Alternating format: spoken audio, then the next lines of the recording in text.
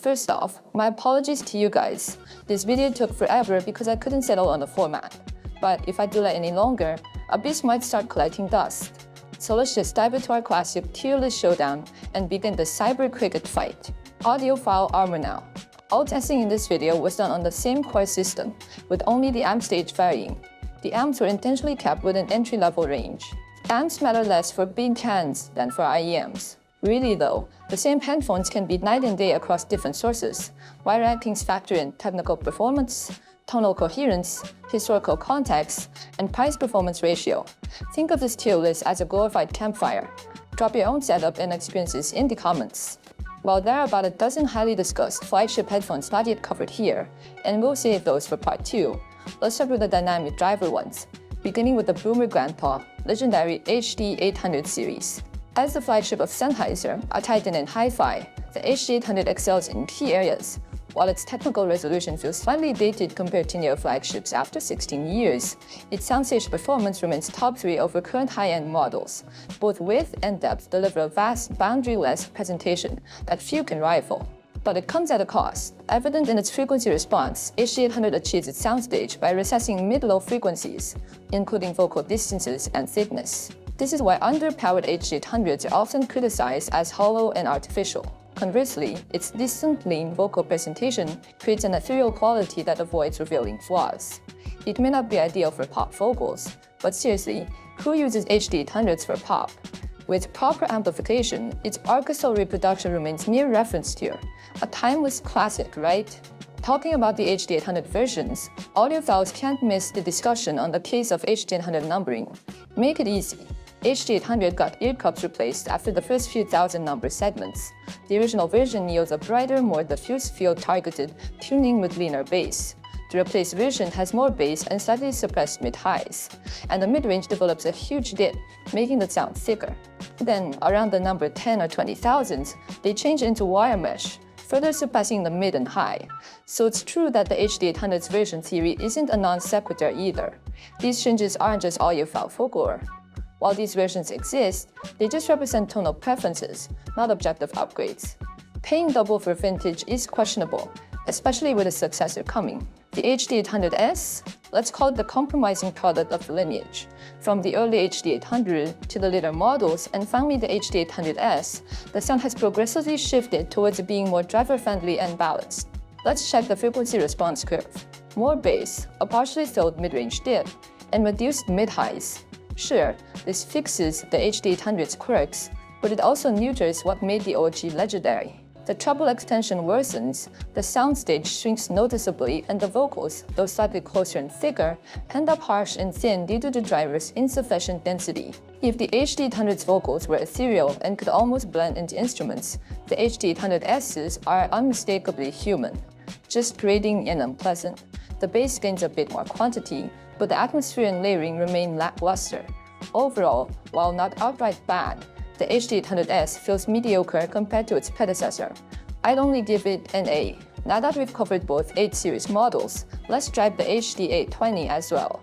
When it first launched, I brought my HD800 and HD800S to a store for audition. My initial impression? Yikes.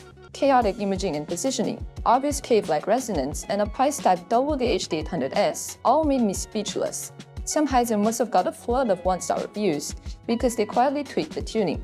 Years later, when revisiting later batches, it's a completely different story. The revised HD820 is essentially a closed-back HD800S. Smaller soundstage, weaker treble extension, but with tighter bass and better overall density. It's also more amp-friendly. In the closed-back headphone market, which is basically a treasure hunt in a dumpster fire, the HD820 isn't that bad. A solid A-tier pick. Though strictly on sound quality alone, I'd dock it to A-. The Fostex TH900 is a very special being. To be diplomatic, it's uniquely characterful. To be blunt, its tonal balance is not so completed. Fostex owns top-notch drivers, so as Fostex's flagship, the TH900's technical chops are undeniable. For a closed back, its soundstage rivals open backs, and its sound resolution has dominated the dynamic driver throne for years. But here's the kicker. The stock tuning is a V-shaped nightmare. Bass and treble that could wake the dead, paired with a mid-range so recessed like in another stage, dry and wise. Outside of metal and EDM, you won't touch it. So TH900 is a love-hate icon, spawning a modding rabbit hole. Gear pads, wooden cups, cables, damping tweaks, you name it. The limited edition here is an update. It retains the 900 signature siren light mid-highs, but finally fills in the mid-range gap. The bass treble spike is tamed, making genres like J-pop and rock actually enjoyable. While the original red TH900 sits at A, these limited editions edge up to A+. Differences between colors exist, but are subtle. The Audio-Technica ADX5000, the flagship of their open-air lineup, is fairly embarrassing. Since R70X, Audio-Technica has been flirting with more professional or German tuning. The R70X felt like AT's answer to the HD650 and the ADX5000 to HG800, but with a twist of Japanese vocal obsession. They embrace a wide and expansive horizontal soundstage and a close-to-ear vocal, but also a treble spike and bloated bass to sound thin and sibilant. Overstate the case.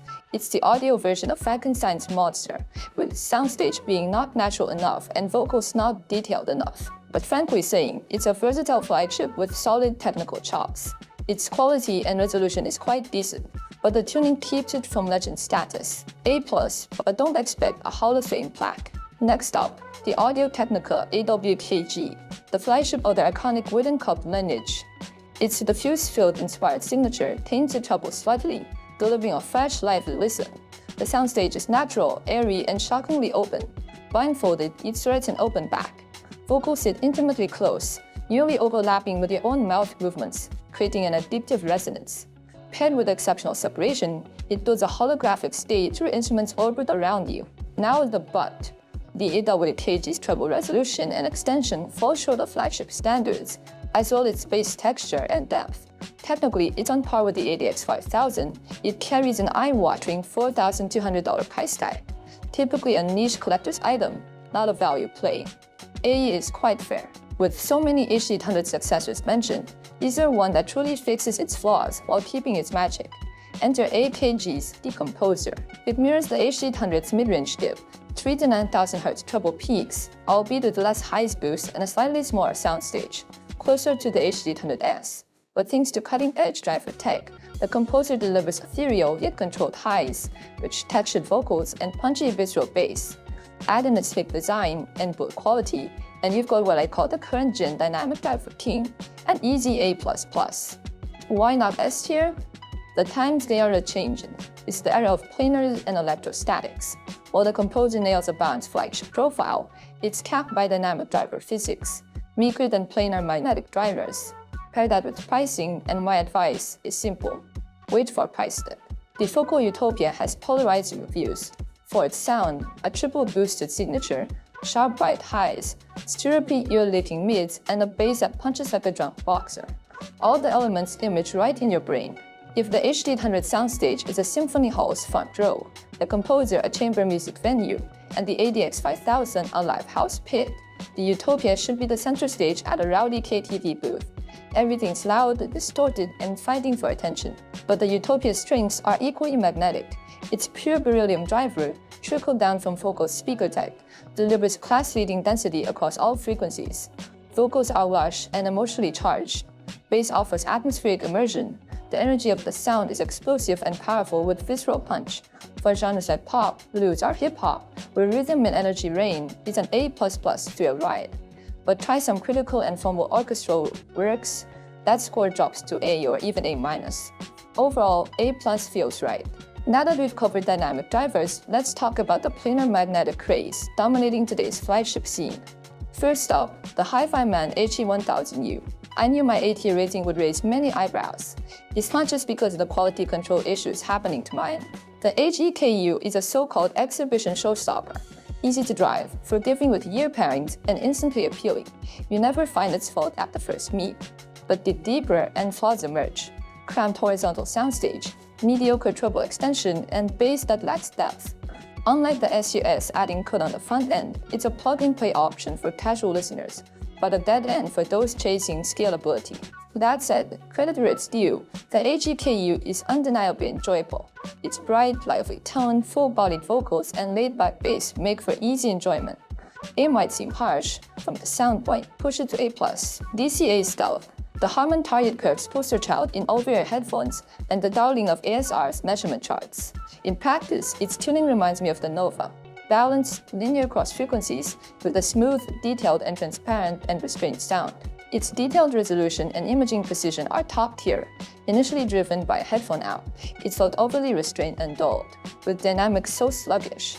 Switching to a speaker amp injected much-needed speed and punch, a pro tip for owners. But compared to open-back rivals at its price, the Stealth is sonically unremarkable, while its sleek design and close-back isolation make it ideal for on-the-go use or studio monitoring. Its amp demands undermine that prick. Factor in its price tag and ignoring the close-back niche, its sound barely escapes A tier.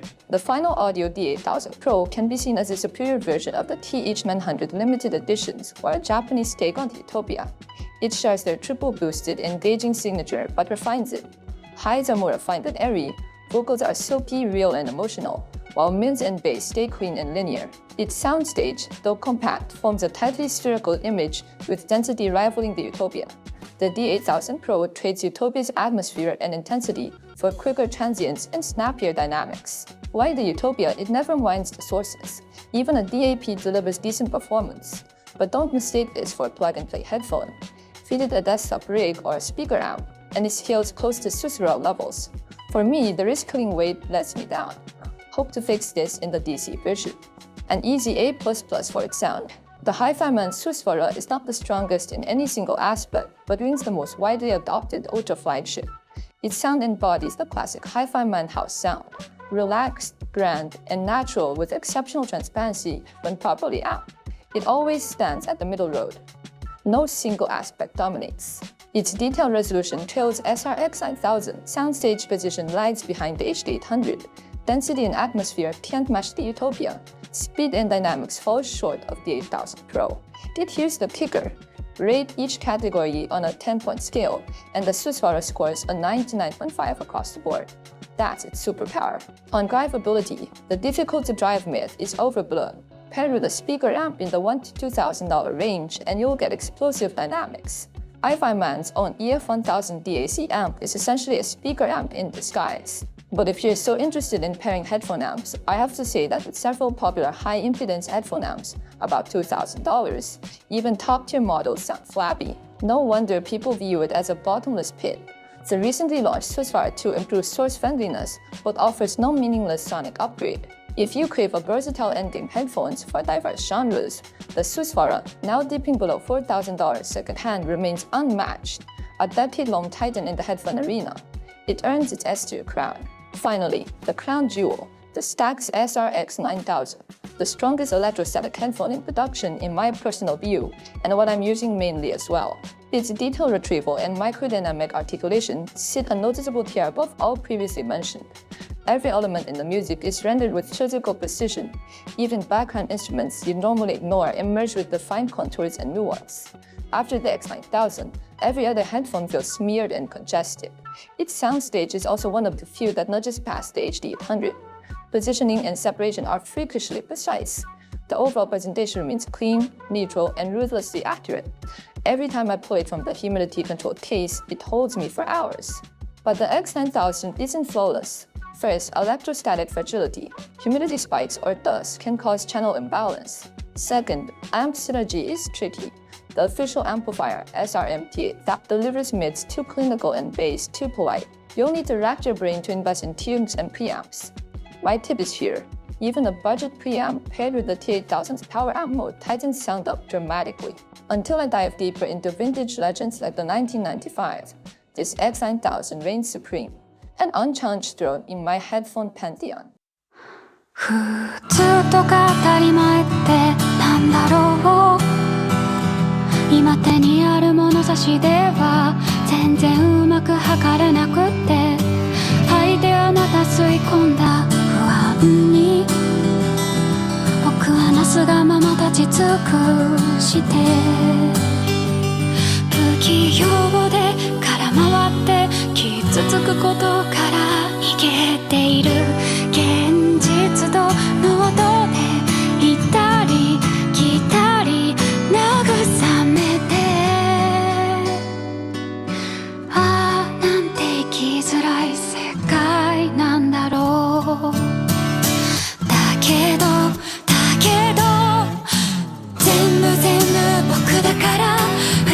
しくしく僕だから全部抱きしめて少し眠ろう痛いの飛んでゆけ悲しみに全てを奪われないように僕は僕の味方でいようよまだまだ長い道の途中ちょうど